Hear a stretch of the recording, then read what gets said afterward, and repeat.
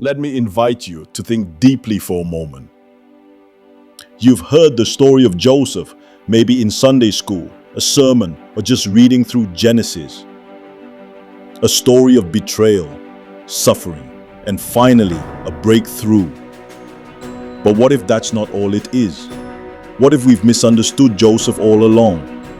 What if Joseph wasn't just a young dreamer who rose from the dungeon to the throne, but a divine shadow, a living prophecy placed in scripture to reveal something far greater than his own life? Let me ask you this. What if Joseph's betrayal by his brothers, his descent into the pit, his time in the prison, and his exaltation to Pharaoh's right hand were not isolated historical events, but a typology of Jesus Christ himself? The Bible says in 1 Corinthians chapter 10, verse 11, "Now all these things happened to them as examples, and they were written for our admonition." That word examples is the Greek word tupos, the same root as type or foreshadow. In other words, Joseph's story wasn't just recorded to inspire us, it was encoded to reveal Christ. Just like Joseph went from the dungeon to the throne, Jesus went from the tomb to glory. Joseph was rejected, stripped of his garment, falsely accused, and left alone. And so was Jesus. But here's the mystery. The same ones who betrayed Joseph were the ones he saved. Think about that. What kind of God writes a story where the victim becomes the redeemer, where the rejected becomes the ruler, where the hated one becomes the healer of the very ones who hated him? This is not fiction, this is divine design. So I want to challenge you, don't scroll past this message. Stay with me to the end, because what you're about to hear may change how you see the entire Old Testament. You'll begin to understand that the Bible is not a collection of moral stories, it's a spiritual blueprint. It's not about being entertained, it's about being awakened. Joseph is more than a survivor. He is a prophetic figure, a living preview of the Messiah. And by the end of this video, I believe you'll see the hand of God in places you never imagined. This message will bless you, not just because it's powerful, but because it will open your eyes to the real thread that runs through all of Scripture, Jesus. Too often, we approach the Bible like a children's book. Stories of Joseph, Moses, David, like tales of bravery and survival.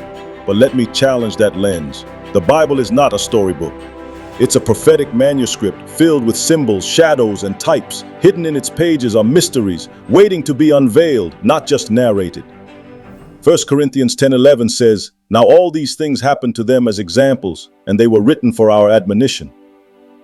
Joseph wasn't just an example of faith, he was a prophetic shadow, a living prophecy of Christ.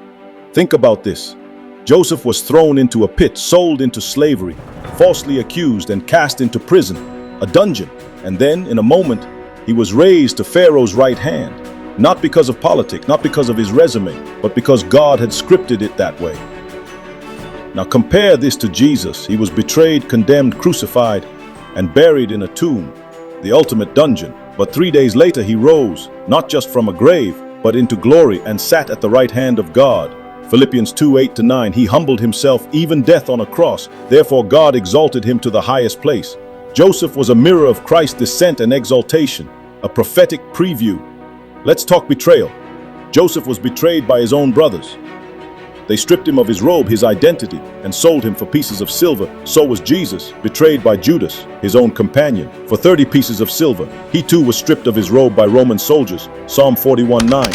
Even my close friend whom I trusted, he who shared my bread, has lifted his heel against me. These are not coincidences, they are patterns. God leaves fingerprints across generations. Joseph was sent ahead, so was Christ. When Joseph finally reveals himself to his brothers, he doesn't seek revenge. He weeps, he forgives, and he says something remarkable. Genesis 50:20.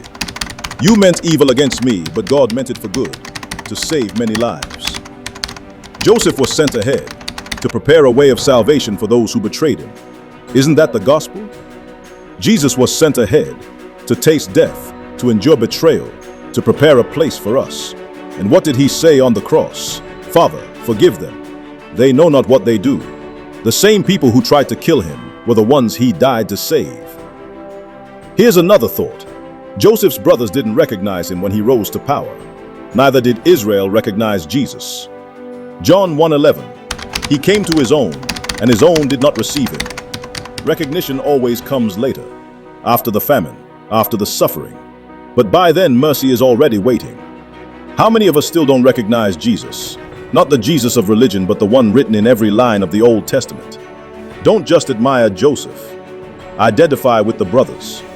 We've betrayed, we've lied, we've denied him. But the Joseph Christ figure still offers bread, still weeps, still saves. The one we hurt is the one preparing a place for us. One day, just like Joseph unveiled himself to his brothers, Christ will reveal himself fully to the world, and every knee will bow. Romans 14:11. Every knee shall bow to me, and every tongue shall confess. The story of Joseph isn't just about pain, betrayal, or restoration. It's about recognition. The throne is real. The famine is here. The king is already seated. Will you recognize him in time? If this moved you, don't just share the video. Search the scriptures.